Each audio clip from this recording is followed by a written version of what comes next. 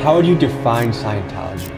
A family-destroying human trafficking cult. When you die, it's just your body that died. You as a Thetan just jump into another body. So I was born in Scientology. From the very first breath that I took, I was in the billion-year contract. Pledging themselves lifetime after lifetime for 1 billion years.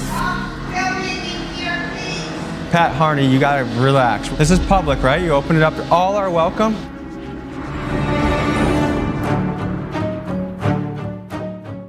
Whoa, whoa, whoa, whoa, whoa, whoa. Wait, where's the private property line? You need to leave right now. Don't touch private me. Property. Don't touch me. It's private property. You need to leave right now. How's the Sea Org treating you? We can help you get out if you want to. Yeah, you're out. Get out. Don't You're push trespassing. Where's the line? Okay. Where's the line? Pepper spray. Now you get out or I'm gonna use it.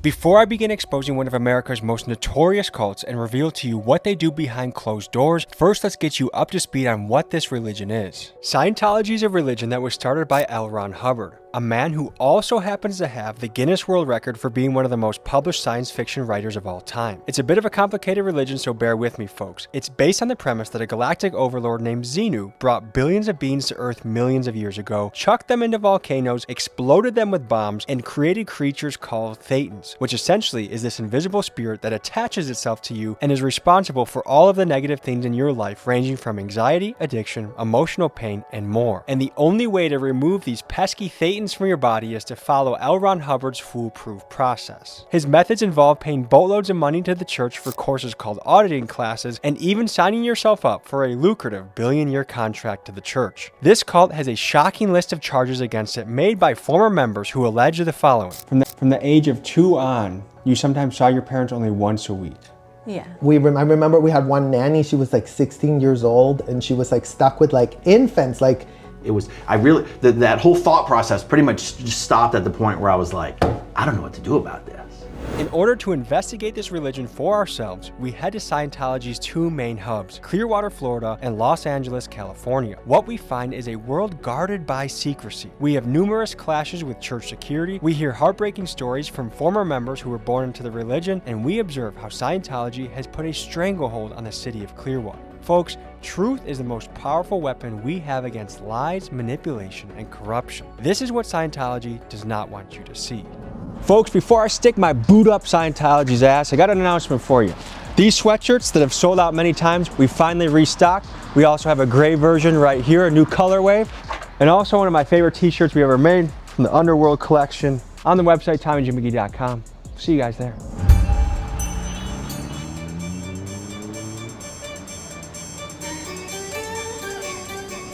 Between Clearwater and Los Angeles, this is where Scientology is primarily located. We're going undercover to start this operation, and we'll be boots on the ground here in Clearwater, Florida.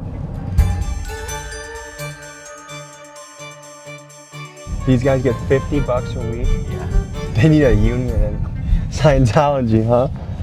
It feels like we're in like a nuclear testing town, almost. But look, like the Scientology people on the roof right there, maybe trying to sign a $1 billion contract to Sea Org for $50 a week. I have been helping people who have been abused or defrauded by Scientology. This is Mark Bunker, a journalist, activist, city councilman, and Clearwater resident who spent over 2 decades fighting against Scientology. While many others would fold under the harassment and intimidation campaign that the church used on him, he has refused to be silenced. We pick him up and drive around Clearwater, and he helps us navigate Scientology's territory. Is there a place where a gathering place where they want to bring me in to tell me more about it? There's a welcome center.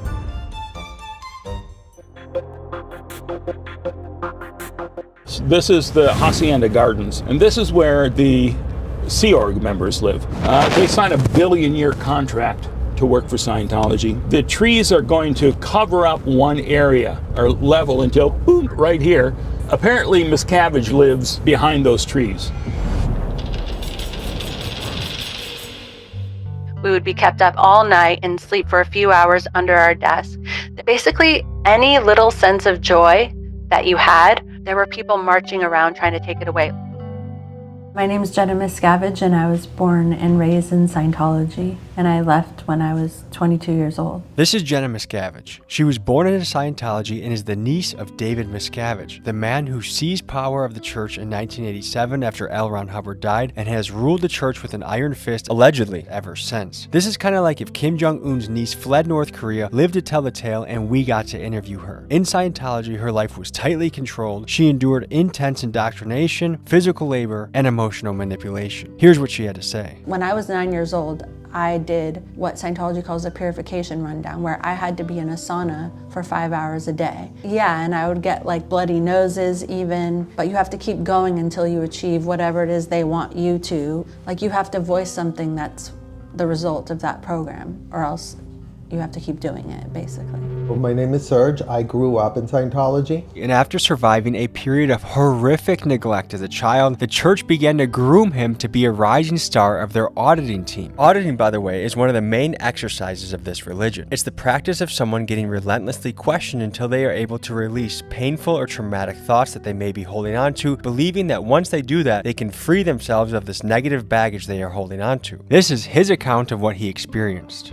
The kids go from the very bottom of the org board, which is like the maids, the ones that are like 14-year-olds doing the beds of the adults that are booking rooms at the hotels, right? They recruit all the little young ones because they can have them do anything. As a 12-year-old, basically, they put me into full-time training. So I was basically studying full-time. In Scientology, they would just call it an auditor. And then at one point that switched where I changed to be training to be the person who trains auditors. This is Aaron Smith-Levin. His mom got him into Scientology at an early age, and after being pushed to drop out of public school at only 12 years old, he spent most of his waking hours working for the church. Now all grown up and free from the cult, he is one of Scientology's most active critics, known for his YouTube channel Growing Up in Scientology. I worked full-time for Scientology from the age of 12 to 26. I was taken out of school to work full-time for Scientology. I never went to high school. I don't have a diploma or anything like that. Aaron's brother and I become like these like child prodigies that David Miscavige and Shelley were very obsessed with because we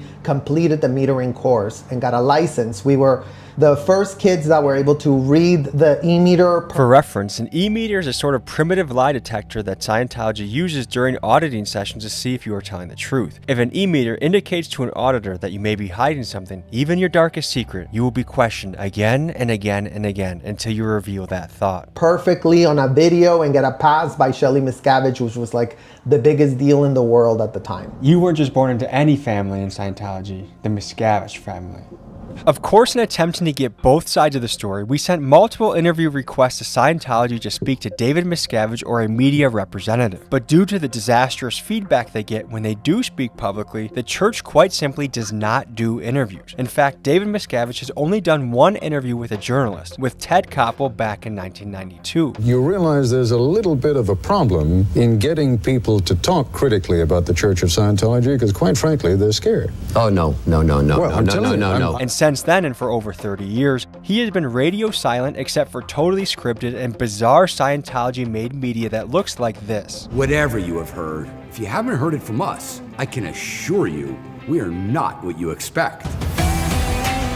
For a man that rules Scientology like a big tough guy, little David folds like a lawn chair when it comes to any sort of accountability or questions from the public. But there may be a reason for that. Here are some of the allegations against David. You have written a whole book about your son, and you've called the book Ruthless. Yeah. A very, very aggressive style and a tendency to violent outbursts that are physical in nature. And to give you an idea of what type of guy he is, just look at what he did to his own parents that left Scientology. He and the church published hit piece websites about his parents, claiming his dad to be nothing more than a pots and pans salesman who punches his wife, and also adding that he lied about his book, saying that he was not in prison, he was not starved, and he did not have to escape from the church. And then he made his stepmom out to be a lying gold digger who wants to exploit her stepson for fame. My guy Keegan did some digging and found out that after David's parents escaped the church, they eventually settled down in West Allis, which is only 10 minutes from us in Milwaukee. He FOIA requested West Allis police records and found that Scientology paid a private investigator $10,000 a week to tail his dad and give hourly reports on his activities and whereabouts. This private investigator was found with a gun, silencer, and over 2,000 rounds of ammunition in his trunk. Stalking people with private investigators is allegedly a favorite tactic of this lovely church and shows you just the tip of the iceberg of of how much Scientology tries to ruin your life if you leave the religion or try and speak out against them. I don't know how many people they squeeze into one apartment.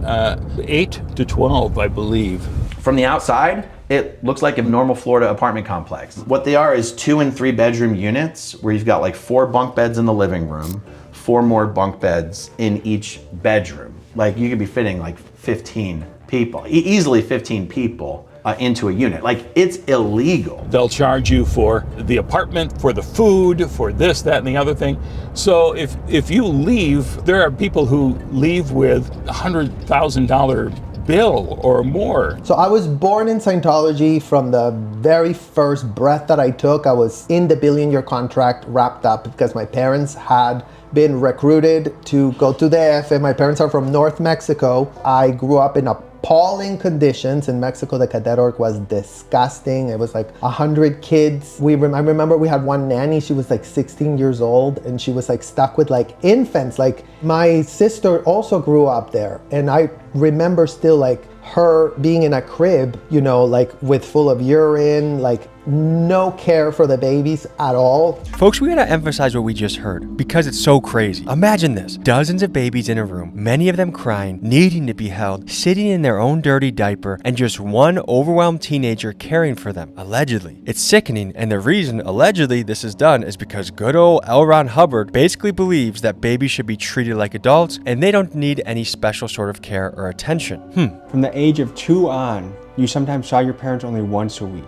Yes. Can you talk about that? So my parents worked for Scientology's most dedicated group called the Sea Org, the Sea Organization. They signed a contract pledging themselves lifetime after lifetime for 1 billion years to servitude to Scientology. It meant that they worked like 115-hour weeks. They got little to no time off. Kids that were born into the Sea Org were taken care of by nannies. They didn't see their parents. They were lucky they saw them for an hour a week. What are the benefits of doing all this? Why would someone devote their life to this? When you're doing it, you think that you're dedicating yourself to an amazing cause. You think that you're like saving mankind, and it's sort of like the greatest purpose you could have. And our parents were in this mission to save the world, right? It's like they're all like stuck in this like, you know, job that they were doing for Scientology that they were prioritizing over their newborns, basically. Well, they really believe they're saving the planet. This is like a mind control factory. We wanted to get our feet wet with Scientology, so we went to their welcome center where they were selling the Diagnetic books, and I happen to know after doing some research that a lady named Pat sat at the front desk and she was actually a media liaison, so I thought she'd be a good person to talk to. Here's how this mission went. Good morning, good morning. Oh, I'm a travel vlogger. No filming. Oh, I'm just a travel vlogger. Stop filming in here, please. Pat Harney, you gotta relax. This is public, right? You open it up, all are welcome. L. Ron Hubbard. And who is L. Ron Hubbard? He is a science fiction, Western fantasy author, born in 1911 in Tilden, Nebraska. He is a guy who lived an amazing life, but was a pathological liar and a con man. He basically created Dianetics as sort of this like poor man's psychotherapy, and then a few years later created Scientology. Hey there, how you doing? This is a private property. I'm just trying to buy a book, sir. And why does no one here answer questions? Why don't you come over here? Can I buy a book first? This is private property. You can, but you can buy it out here. Are you like a leader here? Can you please come outside? Are you a Sea Org member? Can you please come outside? I will come outside if you can answer like 3 questions. I would love to come outside. Come outside, please. This is private property. Hey, Elron. All right, Pat, have a good day. I wish we could have talked more, honestly. Hey guys, they're not really open to the public anymore. We have their Agent Smith coming. Can you come up? Oh no. Agent Smith, what got you into Scientology? Oh, sorry, I'm just... Can you watch out, sir? Hold on, I'm standing still. He's taking a picture. I'm trying to pose. I don't want it to be a blurry photo. The Hacienda Gardens, what time do you think I should be by later? Like, do you guys do cookouts or anything like that? Yeah, something like that. I bet you guys would actually enjoy... Check out our website. Check out our TV channel, okay? Fantastic. All right.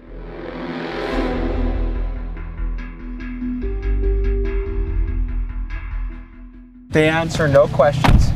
I wasn't allowed to buy the book, which I was genuinely, I would have bought the book. I met Pat at the front. Pat is the PR person here. Oh, she's the PR person. No one would answer even one question. Of course not.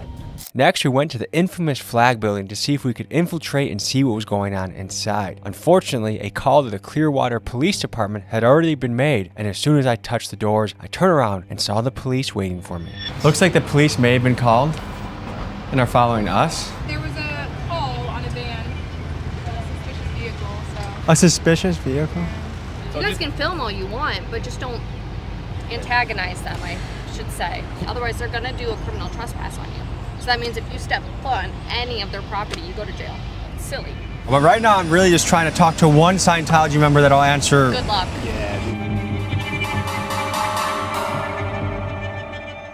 What is it like living in a city that's dominated by Scientology? It's horrible. When we see them, they're marching in line like zombies, you know, down the street. What do you think about them owning $200 million worth of real estate? I mean, if that's what they want to do and they're not hurting anybody else, just as long as they're American citizens. Well, they bought that whole block, 2 blocks, I believe, and then across the street, too.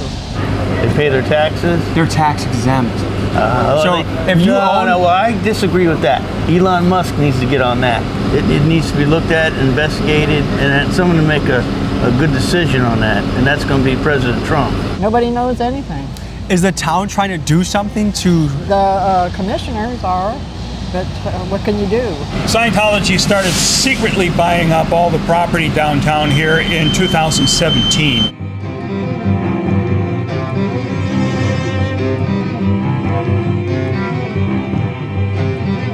I was working in the hotels, I was doing demolition, I was doing construction, I was doing HVAC, and I was there with several hundred kids from all over the world. I was working 7 days a week, 8 o'clock in the morning to 11 o'clock at night, 365 days a year for 4 years. So a lot of it was training, a lot of it was cleaning, and we did like laundry and clean the rooms of executives, so they would like inspect with a white glove to make sure that we didn't miss anything.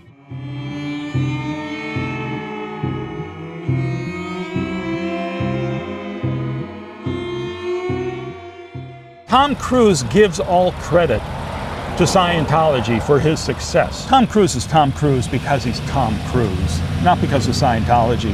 Every single window is closed. Every single blinds that you could see into is closed at a certain level until it ends. They're a very don't look in here type of a place. What was going through your head when your parents decided we're going back into it? Since my whole entire family was connected to it, it never left us. So we were still kind of like exposed relatives to were into it my as well. relatives, all my aunts, all my uncles, all my cousins, everybody. I signed a 1 billion-year contract, and now I'm there for the rest of my life. And my pay was gonna be $50 a week. So I was like, oh damn, I'm 10K and that $50 a week. I'm like, okay, I guess I just have to really make it here. When I was 12 years old, I was moved across the country here to Clearwater, and my parents were still in California. Any part of you say, something's not right here, something's really wrong? I don't think that second part added into it. Not like there's something really wrong. It was, that whole thought process pretty much just stopped at the point where I was like, I don't know what to do about this. Even the higher ups, like yes, they had some things easier, but that's really mostly at the top. I feel like Scientology is like a game of power, and everybody has to report on each other, and that's how you get to the top, is essentially by throwing other people under the bus. That's the only way you can feel important. The way to happiness? This used to be the Lisa McPherson Trust. This is where we had our offices, right next door to Scientology's OSA, Department of Office of Special Affairs, was right there, the dirty tricks people. Right through there, that was my office right behind these windows here.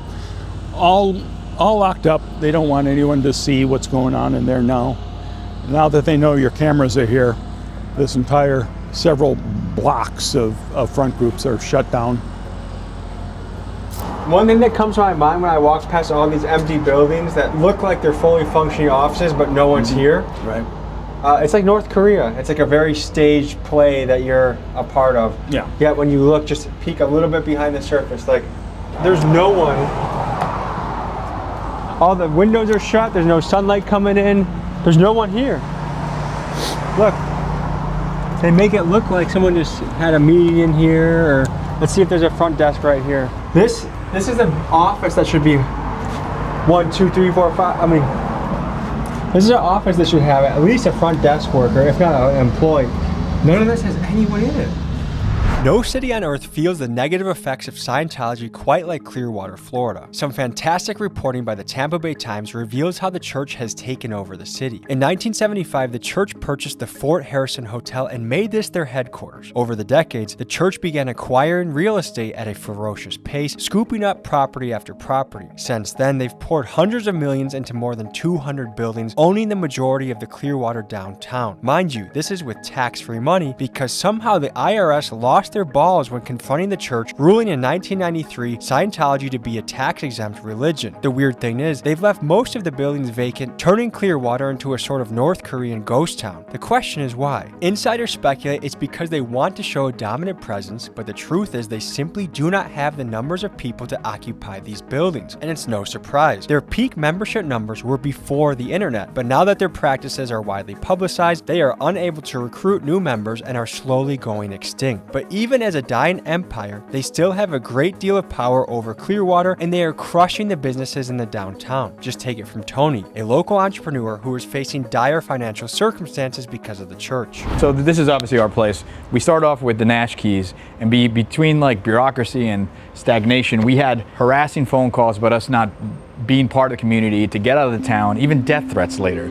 But it took us 3 years to get these places open, 1.5 years of permitting. More walls than you can imagine were being put up for us, but we got open. When you say death threats, tell me more about that. Death threats meaning like poisoning, harassing, to get the f out of the town. That someone tried poisoning you? No, they allude to that they're gonna poison me. Describe what's happened to this block over time and how Scientology has impeded local business with pride. The way they actually affect it is that the negative stigma that has on it, the overbearing control and presence that they portray.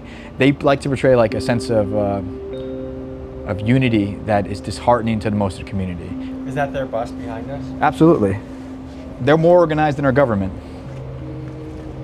And their bus windows are blacked out. Yes, they have very weird things that they do. I've seen a bunch of strange things. This is it.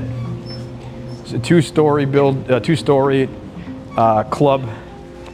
It is nice, and in the evening times, I've seen this place just booming.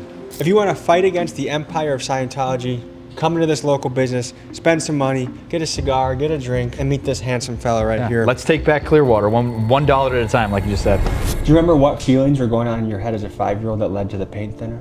We had no one to go to. Like, there was no adults around. Like, all the adults were compromised. So in 1986, L. Ron Hubbard ends up dead, and because they had seen that a lot of people had left the Scientology because they were treating them so horribly, they would always come back with this amnesty. We're gonna forgive you for all the suppressive acts you committed. If you come back, if you write them down, then we'll forgive you, and then pretend they didn't happen. So that's when my parents got roped back in. They said, you're a suppressive because you blew because your child almost died. Oh no, we're gonna forgive you for having left without permission. To really see what's going on in Hacienda Gardens, we got a drone operator that's gonna be able to show us what's happening and also show us their real estate holdings. Nice to meet you. Hey, nice to meet you. Big fan. This is crazy. Did not expect you, this man. today. Oh, if you could go over to where the pool is, then that will help orient me a little better. It's like if you want to turn around? Yeah, straight up there. Yeah, and go to the end. That was where. Right here? That was the Dave's? end one, yeah. And my mom. That was the And that penthouse ending. suite there?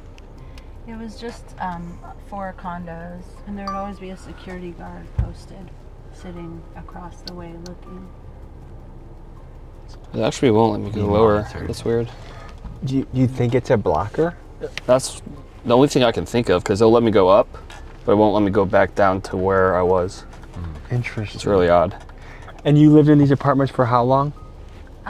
For about 4 years. I lived here for a few years as well. Really? Yeah. Do you remember which block you lived in? Multiple blocks, but one of the last ones was this one right here. And you really can't get out unless they let you out. Like, we would have to come out and tell them what we were doing. Like, if it was on one of the mornings where we would do cleaning, and if we wanted to, like, go to the gas station or something like that. We'd have to Like, even talk. going for a walk that's outside? the thing, like a normal apartment complex, you know, the magnetic doors, you know, like if you have gates and magnetic doors, usually you can get out. You might need a key to get in. You cannot get out of this apartment complex without a security guard letting you out and opening the gate. Is that D block? Why can't I read it? Yeah, that's D block. Okay, so I lived here in D block. Yeah. Like so towards- interestingly, they actually turned the camera away from us. Oh, that's weird. Anyway, so I lived at the end of D block in like the lower levels. They actually had fixed these ones up to be a little bit nicer. Would you be surprised if they had vehicles patrolling? I'm sure they have vehicles patrolling. Is it that? Are they that paranoid? Yeah. I mean, David Miscavige takes his security as seriously as a head of state. The car's getting in. Let's get in.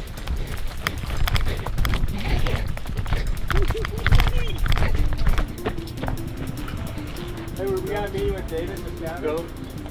Hey, you're passing. Go back. Hold on. Hold on, please, sir. I just want to ask questions of David. Sir, please. Stop, sir. Sir, please. Oh, sir, ow! Geez, there are 1, 2, 3, 4, maybe 5 cameras on us right now. How long were your parents out before they went back in? What was this? Like maybe like 3-4 years. Then L. Ron Hubbard dies. They go back to Mexico. They get recruited back in again. Was their life terrible outside of Scientology? My grandparents were chill. My grandparents were normal people. So what would have possibly motivated after they escaped and had freedom for 3 or 4 years? Scientology caters to a narcissistic personality because the thing is, it promises superiority. It promises you're going to be better than everyone else. Did you ever get to confront your parents about that or ask them, are they still in it? No, my parents aren't in Scientology anymore, and they think Scientology is horrible, and they've said that it's like the biggest regret of their life. How was it escaping Scientology? Well, I guess the thing is that in Scientology, you know, at certain levels of management, they actually won't let you leave. Like the area will be surrounded by gates and they won't let you out the door. If you manage to leave, they'll chase you, because when you leave, people who are in Scientology are no longer able to speak to you. You can't get a job at a Scientology company. Like in my case, I didn't know how to drive, I didn't have a bank account. And so your livelihood actually getting a job depends on you being connected to these people, or you lose every family member. And so while you can just walk away, that's like totally deceiving. You risk losing everything that's important to you if you do. I got it in my head that we wanted to storm the Celebrity Center, which is the place that the highest ranking and most influential Scientologists go. Actors like Tom Cruise and John Travolta, and businessmen like Grant Cardone. So I wanted to see for myself what was behind these walls. Here's how that went. Whoa, whoa, whoa, whoa, whoa, whoa. Wait, where's the private property line? Where's the line? Property. Guys, it's private property. Is You're on the sidewalk? He's on private. Oh my God, he's on private property. Right on the sidewalk? No, but You're on private property. What makes it worth selling your soul for $1 billion years? Just close. Just move to the sidewalk. That's Does what we're Tom asking. Cruise know that you guys work for $50 a week? What we're asking is just to move to the sidewalk. You need you to move out here. Oh, whoa. Run this way. Are you? Just need to move off private property. Why are you bumping and grinding on me? This ain't a Nelly song. We need partner. you to move off. You're on private property, sir. How do we talk to someone from Scientology? You guys need to leave right now. Get off the property. Get off the property. You're trespassing. You need to leave right now. You need to leave right now. Don't It's touch private me. property. Don't touch me. It's private property. You need to leave right now. Leave right now. It's private property. All right, we'll be back. We'll be back. Sir, just need. Are you guys pushing me? Stop pushing me. You push me? I see you're on private property. We just need to move off here. I don't have anything against you guys. I'm just curious. He's What? trying to help y'all escape. You can escape. You still can leave. Like, to think that you would work 80 hours a week, what makes it worth it? Are the security guys there, are they Scientologists? Yes, they're actually some of the most important Scientologists. Have you ever heard of the term OSA? That's the Office of Special Affairs. Sort of like Scientology's FBI, CIA, Secret Service all in one. So they do all the dirty work. They're very high ranking. Dude, what would have happened if we would have we had a fist fight? That would have been good content. You would have fucking moved. With 3 of them? This is William Jude. When I told Aaron Levin Smith I was headed to LA to further investigate the church there, he said you gotta meet up with William. Known for his work battling the church on his YouTube channel Scientology Audit LA Streets, William has spent months documenting and battling Scientology. Together, we go on a mission to infiltrate the church's LA stronghold. So my name is William Good. I'm an activist out here. Had a beef with Scientology a couple of years ago, and they said some really crude things to me. What do they say? A security guard told me to suck his cock. So I thought that was kind of crude, so I said I'm going to end your religion, and so here we are. So they're working 110 hours a week for nothing. They're literally slaves. They're slaves, and a lot of these people come from other countries, right? So they bring them here on religious visas, and then once we get here, they take their paperwork away, so now they're stuck. Should we visit one of their plantations? Sure. Let's go for it. Let's go. All right.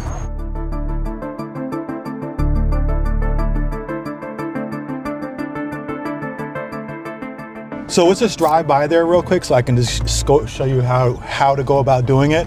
Then park a few blocks away, and then are you gonna? If you walk in with your cameras, yeah, there's no chance. Because when I come walking on the street, I have to hug the wall so they don't see me. The minute she sees me, she goes. I mean, they will literally run in there and close the door. We got our guy, Cheddar, aka Texas Buzz, back for another investigative piece. You may have seen him in the sex, money, murder piece in Dallas, where he infiltrated the prostitution ring. Now we're sending you into Scientology, man. Yeah. How you feel?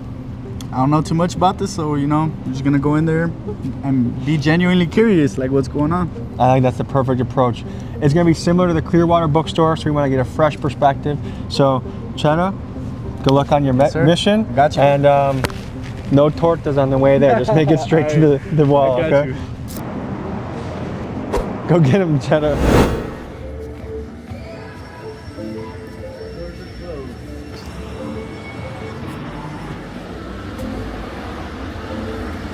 Doors are locked, doors are closed. Oh, they shut the doors. Yeah, so they realized. They're no joke with the things.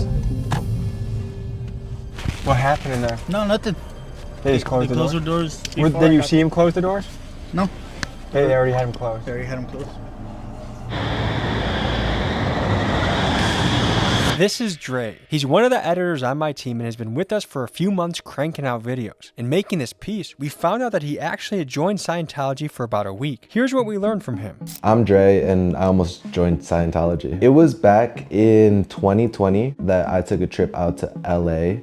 Being in the area, you always heard about Tom Cruise talking about Scientology. So it was one of those stops I wanted to do. I was just on a regular touristy trip. I was looking at the stars, and then they got people in suits always just walking down and forth closer to the Scientology building. So that's where they got me. Initially, when you go into that building, they have their showroom. So that first half that I stepped into was the museum part. And they have posters, TVs, small little like segments of like who they are. And then once you go into the back room, it looks more of an office, but like higher end office. They have their cubicles, they'll bring you into one of their cubicles and start talking to you. It felt like therapy. The whole time they're very personal, so they're always looking at you. It feels like they actually want to get to know you. We were in there for, I would want to say like 4 hours. They emphasized me coming back, and they kept on saying like, oh, well, how long are you here till? Could you come back tomorrow? We can like do more things. So they took me from the initial consultation, I'm gonna call it, and then they pitched me we think you'd benefit from this first seminar, which is this book right here. I got this book during that seminar. So if someone was leading the course, they showed us videos, we talked about it, they made us like write, so it was a full blown, you're interacting with the person teaching us, and then the videos they're showing us. Was that the last time you went? Like, did you ever return to Scientology? I never went back, but I know that I continuously get emails and I still get letters sent to me. Is that Jennifer? Jennifer Crosshauer. She's like their main. I just pull up to their work. That is Jennifer. That is Jennifer. Can we talk to her? Try to. The lady Williams spotted is Jennifer Krosskopf. She is Scientology's chief legal officer, even though it's unclear if she even has a license to practice law. She's the one in charge of things like getting restraining orders on protesters and personally signing all legal documents between the church and the city of Los Angeles. We jump out on foot to try and speak with her. Jennifer, can we talk to you a little bit? How's the Sea Org treating you? We can help you get out if you want to. Jenny! Stay off the property, you're trespassing. Where does it start? Nope. Where, can you tell me where the line is? Private property. Let's go. Let's go. Get out of the property. Yeah, you're get the fuck out. Get out. Don't You're push trespassing. Where's the line? Okay. Where's the line? Pepper spray. Now you get out or I'm gonna use it. That seems like a crime. Yes, go ahead, report it. That's a little pussy move. See, that was easy. A real man wouldn't need pepper spray. I would love to see the inside. Has any footage really been captured on the inside? Through the windows, but every time we film through the windows, they try to prosecute. You notice something, no windows are open, right? Shades are down everywhere. So with the internet, it's almost impossible for them to recruit. Yeah. Before the internet, when information wasn't exposed, it was a cool hip Hollywood thing. All the LA people were doing it. Monkey see, monkey do.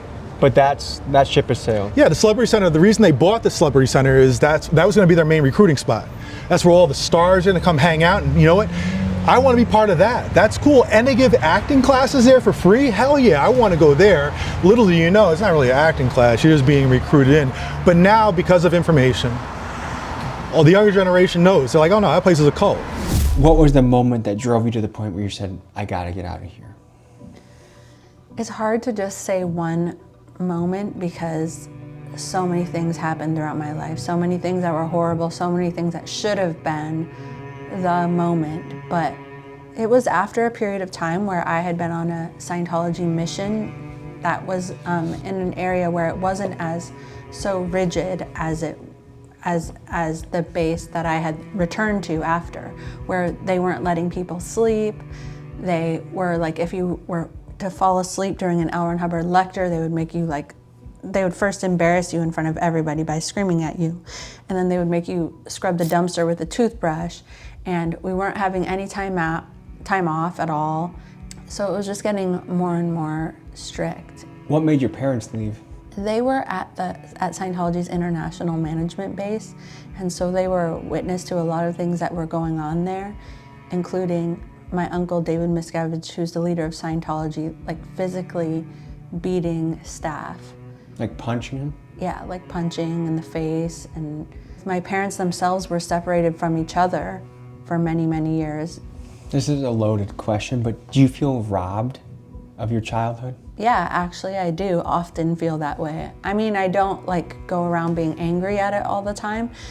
There was a period when I first came out of Scientology when I was angry at certain things that happened, but honestly, once I became a mom, I actually started to get a little bit more angry about my childhood because I didn't know. What's your prediction about the future of Scientology? These stories of how Scientology treats children are going to come out more and more, and people are going to be disgusted by them. So I feel like the more stories that come out into the public, the more, whether it's a legal battle that takes them down or just like a public relations or both, it's like nobody will join, they'll eventually be bled dry, and hopefully they have some legal battles that they lose as well, and it all comes together. To show you how full of lies and manipulation this church is, just check out this 911 call they made on us. Hey, Northeast Unit 45906, just left 1306 L. Ron Hubbard Way, Church of Scientology. CPR can direct to suspects 45 male whites. No further suspect vehicles. They claimed we burglarized the church and fled the scene in our rental car. Here is us saying hello to the LAPD when they reported to the scene. They're pointing at us. You want to pull up and talk to them? Hey there! That's the entire... So apparently the LAPD showed up to the scene. Yeah, just park right here and just walk up. Give my regards to Xenu, okay? Thank you. One thing to question is this. When there are repeated calls to a location like there is with Scientology, typically a city will label the property a nuisance property, which means the property in question must correct their issues or face legal action from the city. So why is it that Scientology can blatantly lie, allegedly, and disproportionately use city resources without repercussions? And keep in mind they are doing this as an entity that does not even pay taxes. Alright folks, that was a look into the world of Scientology. If you'd like to see more of William's stuff, his Instagram and YouTube is tagged in the description. Thank you guys for joining me on this journey. Don't join a cult. We'll see you next week. And my final thoughts is I send my regards to David Miscavige. Peace. Folks, after seeing all this, you might be wondering a few things. Like, number one, why in the fuck has the FBI not kicked down this place's door, raided them, and gotten everyone responsible for child neglect and the other insane behaviors allegedly arrested? The other thing that comes to mind is how in the God's green earth is this place tax exempt after amassing a multi-$100 million real estate portfolio? I guess I'm gonna start my own religion so I can get rich too. Folks, I don't have all of these answers, but what I do know is this: if you send me other leads to cults, churches, people that need investigating, I will go boots on the ground. So send me leads to TommyGMcGee123@gmail.com and I will report for duty. I love you guys, fuck Scientology, and see you next week.